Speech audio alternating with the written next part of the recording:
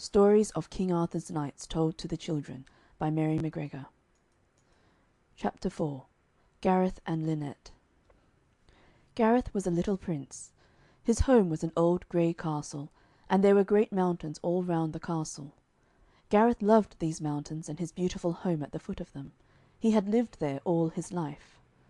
Gareth had no little boys or girls to play with, for there were no houses near his mountain home. But Gareth was happy all day long. Sometimes in the bright summer mornings the streams would call to him. Then he would follow them up the mountains, till he found the place where the streams ended in tiny silver threads.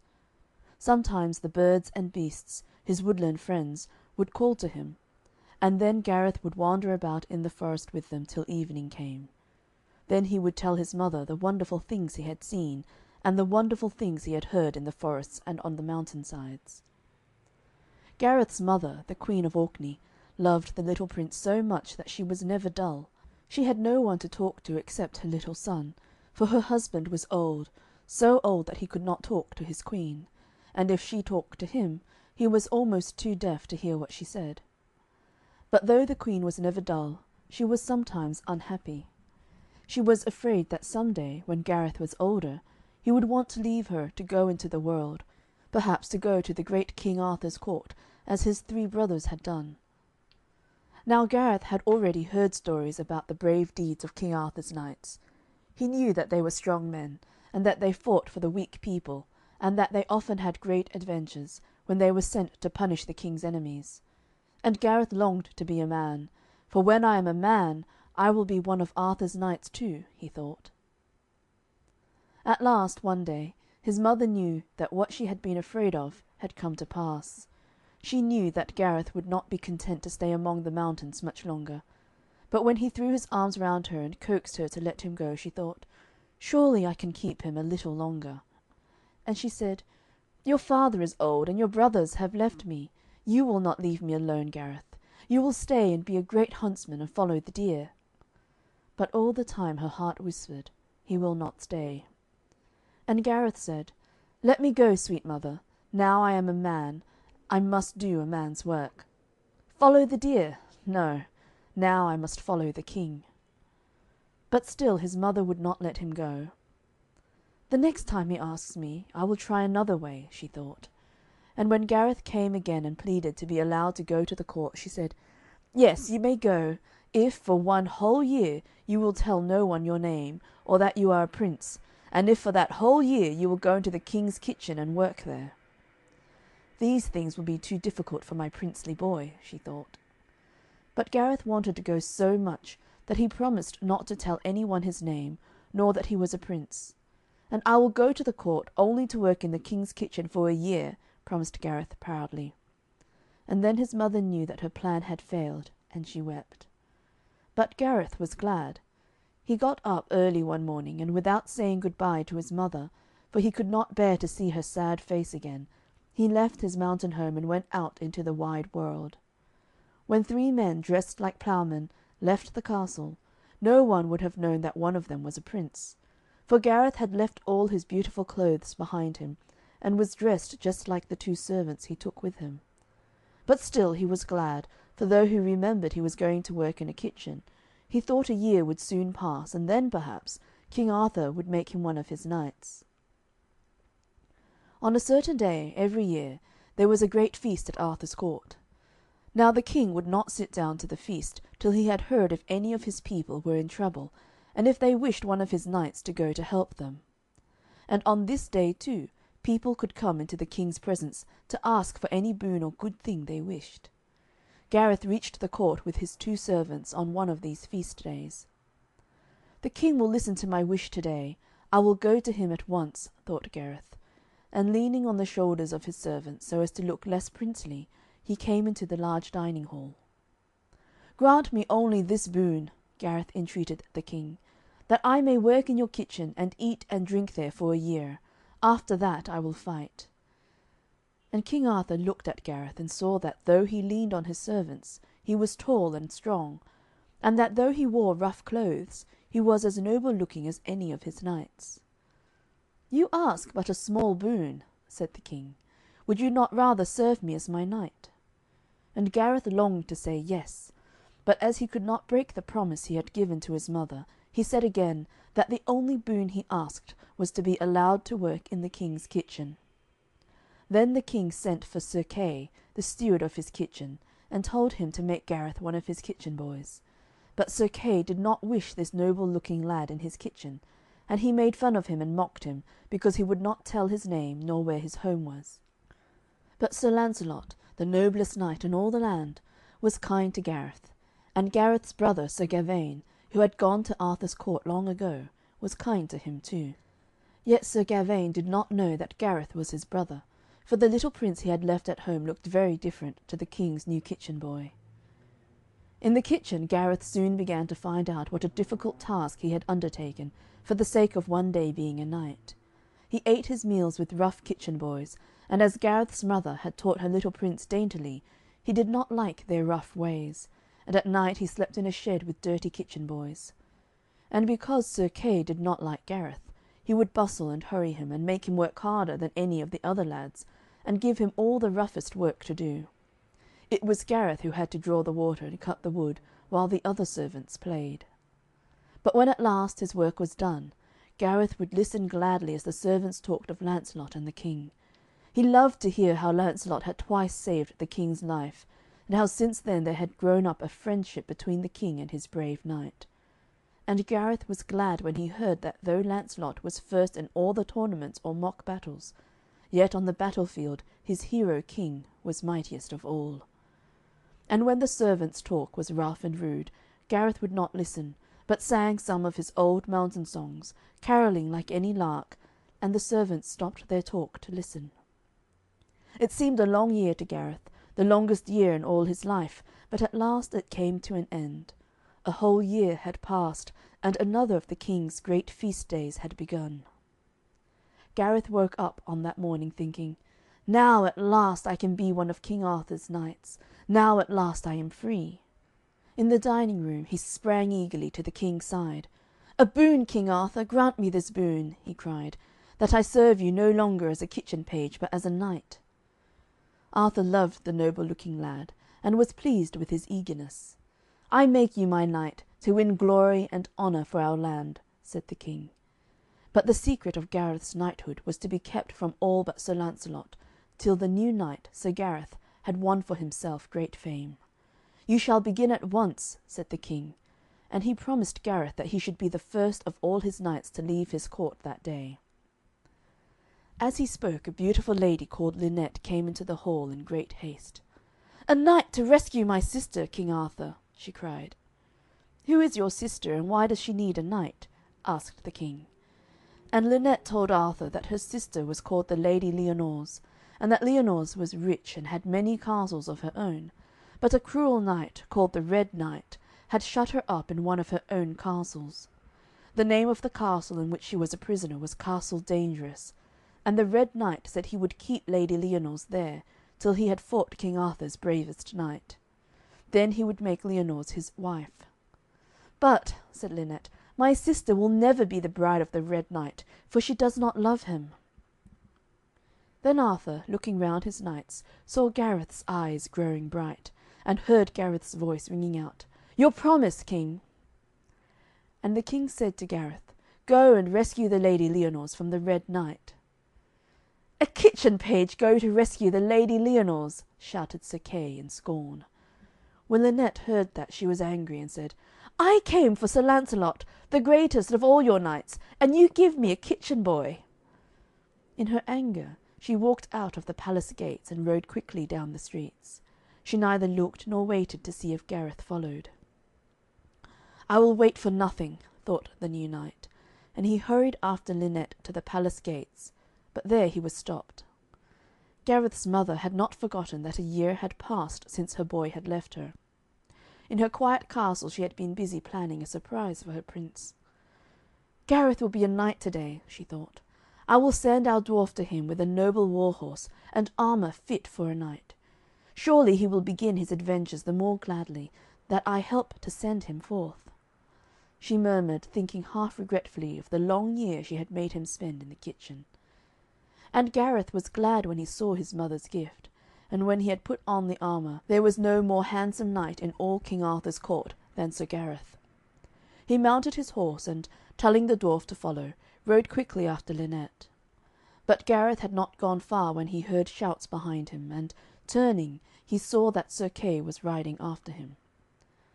"If it is possible, I will bring my kitchen boy back again," thought Sir Kay, "for he works well." "Have you forgotten that I am your master?" he shouted, as he reached Gareth. "You are no longer my master," said Gareth, "and I know that you are the most unkind of all Arthur's knights."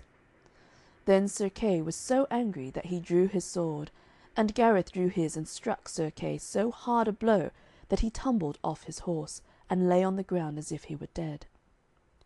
Then Gareth took away his old master's sword and shield, and telling the dwarf to take Sir Kay's horse, he once more hurried on to reach Lynette. Both Lancelot and Lynette had seen Sir Gareth fight with Sir Kay, for the king had asked Sir Lancelot to ride on before Gareth, that he might know if his new knight could use his sword. When Lancelot had seen Sir Kay fall to the ground, he rode back to the court to tell King Arthur that his knight, Sir Gareth, was strong and true, and he sent men to bring home the wounded Sir Kay. Now Lynette was more cross than ever, because Lancelot had left her, and when Gareth at last rode up to her, she cried rudely, "You are only a kitchen knave, your clothes smell of cooking, and your dress is soiled with grease and tallow. Ride further off from me." But what she said was not true, for Gareth had put on the beautiful armour his mother had sent him. As Lynette mocked, Gareth rode quietly behind. In spite of her unkindness, he was happy.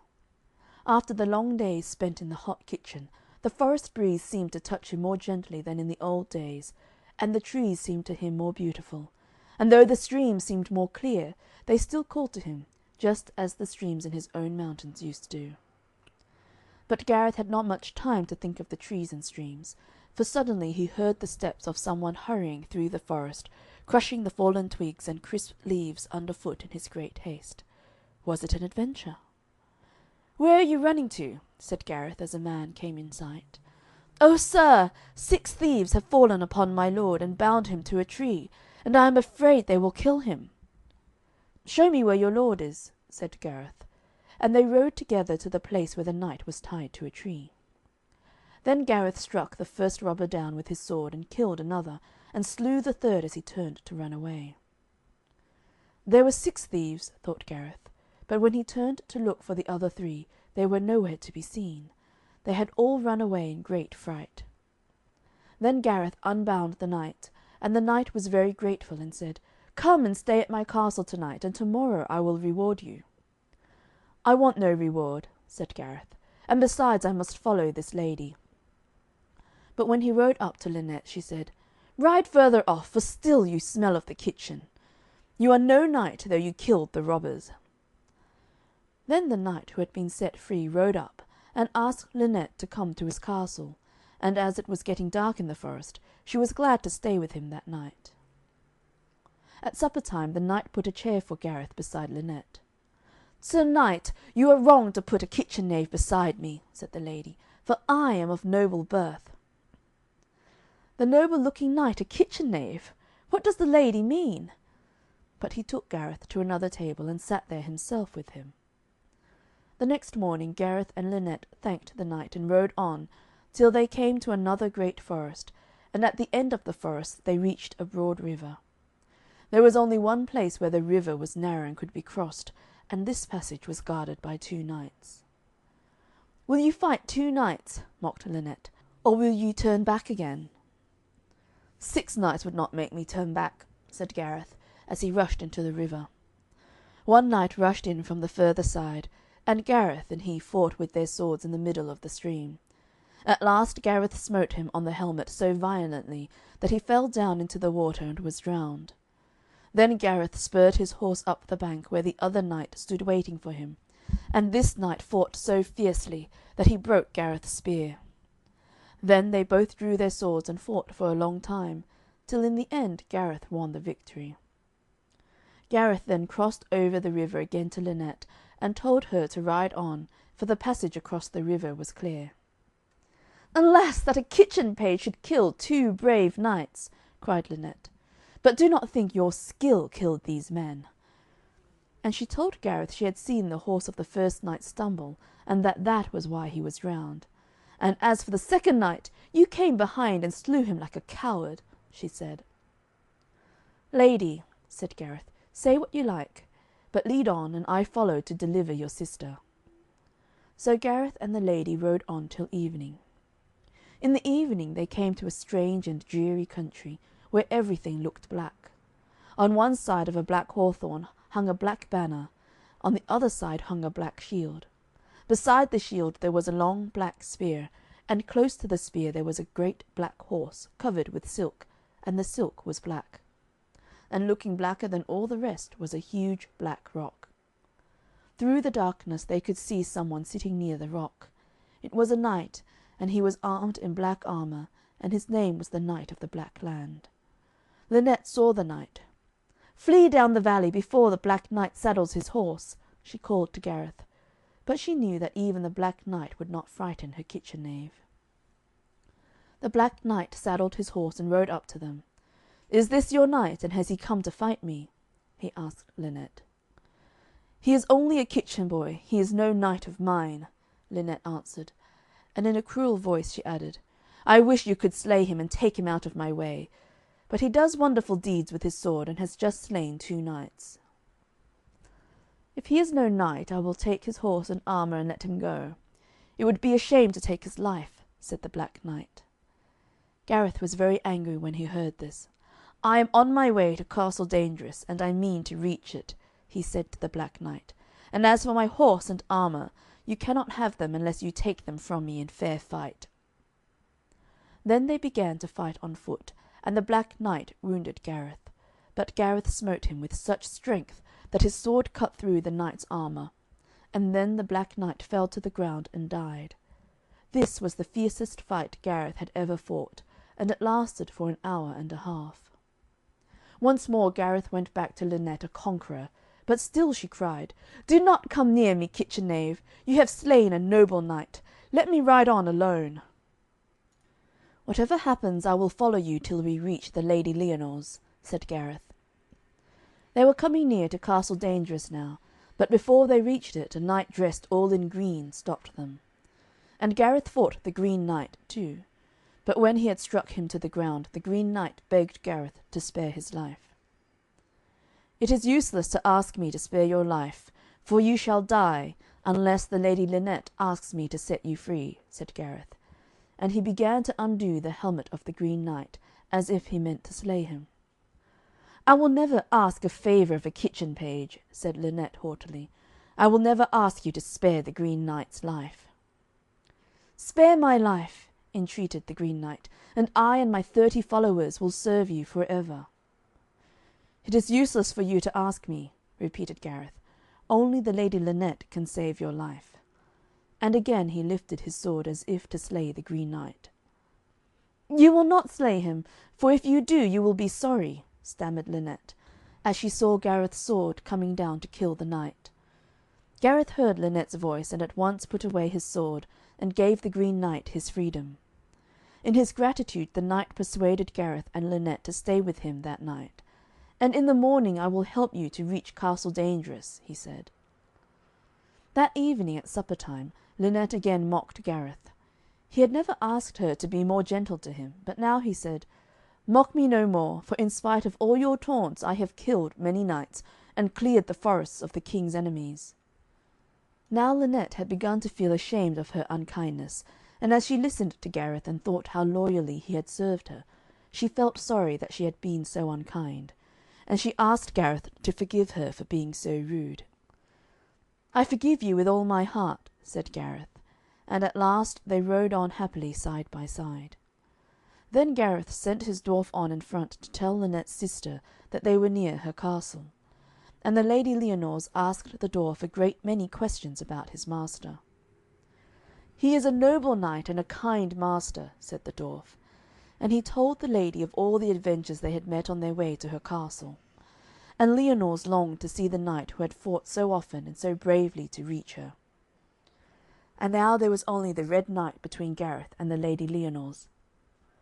On the great tree outside the castle, Gareth saw hanging the bodies of 40 knights, with their shields round their necks and their spurs on their heels.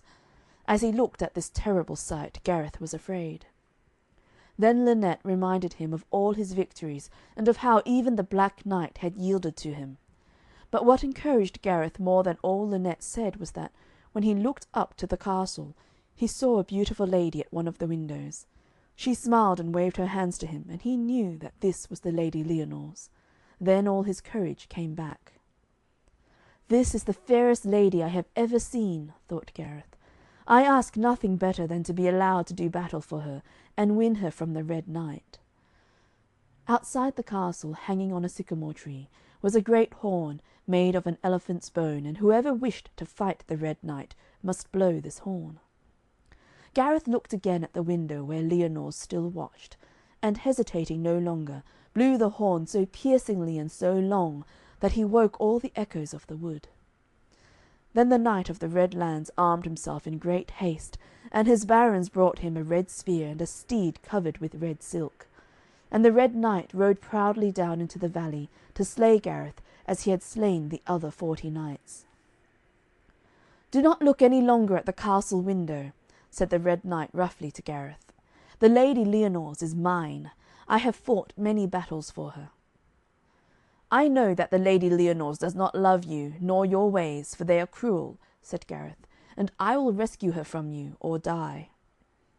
"Look at the dead knights on those trees, and beware," said the Red Knight, "or soon I will hang your body beside theirs." "That is a sight that makes me only more anxious to fight," said Gareth, "for you break the rules of all true knights by your cruelty." "Talk no more," said the Red Knight, "but get ready for the combat." Then Gareth told Lynette to go further off to a place of safety. And the two knights smote each other so fiercely in the front of their shields that they both fell off their horses, still holding the reins in their hands. And they lay stunned on the ground so long that those who were watching from the castle thought their necks were broken. But after a time, leaving their horses, they fought on foot, and the battle was so rough that great pieces of their shields and armour were knocked off and left lying on the field. And they fought to 12 o'clock, but by that time they were so worn out that they staggered about, scarcely knowing where they went, and their wounds bled so much that they were faint. They fought till evening, and then they both agreed to rest for a little while. Then Gareth took off his helmet and looked up to the castle window, and when he saw the Lady Lyonors looking down at him with great kindness in her eyes, his heart felt all at once light and glad. And her kindness made him strong, and he started up quickly and called to the Red Knight to fight. "And this time to the death," said Gareth. In his fury the Red Knight knocked the sword out of Gareth's hand, and before he could get it again, he gave him such a blow on his helmet that Gareth stumbled and fell to the ground. Then Lynette called out, "O Gareth, have you lost your courage? My sister weeps and breaks her heart, because her true knight has fallen." When Gareth heard that, he got up, and with a great effort leapt to where his sword lay, and caught it in his hand, and began to fight as if he fought a new battle. And his strokes fell so quickly on his foe that the Red Knight lost his sword and fell to the ground, and Gareth threw himself on him to slay him. But the knight begged piteously for his life. "Go to the castle and yield your homage to the Lady Lyonors," said Gareth, "and if she is willing to pardon you, you are free, after you restore the lands and castles you have taken from her." Then the Red Knight gladly restored all he had stolen, and after he had been forgiven by the Lady Lyonors, he journeyed to the court and told Arthur all that Sir Gareth had done. And Lynette came and took off Gareth's armour and bathed his wounds, and he rested in his tent for 10 days. "I will go to the castle and ask Lyonors to come home with me and be my wife," thought Gareth, as soon as his wounds were healed. But when he came to the castle, he found the drawbridge pulled up, and many armed men were there who would not let him enter. "But Lyonors, I must see Lyonors," thought Gareth. "Surely she will wish to see me." And he looked wistfully up to the window, and there, beautiful as ever, was his Lady Lyonors. "I cannot love you altogether," said Lyonors, "till you have been King Arthur's knight for another year, and helped to clear the land from his enemies." Though he was a good knight, Gareth's heart was heavy as he listened. "If I do not see Lyonors for a year," he thought, "the months will pass more slowly and seem more empty than those long months I spent in the king's kitchen." But as Gareth was a right loyal knight, he bowed to his lady's will. He had freed the castle from the Red Knight, and now it was open to every one, only he himself was banished. And he went away sadly but faithfully to find new adventures. And when Gareth slept in the forest or on the wild mountain sides, he often dreamed of the day that would come when his year's wanderings were over, when Lyonors would be his wife, and together they would go back to King Arthur's court, and he would at last be known to every one as Sir Gareth and a prince. He dreamed too of the happier day when he would take the beautiful Lyonors to his mother, and show her the mountain home he loved so well. End of chapter 4.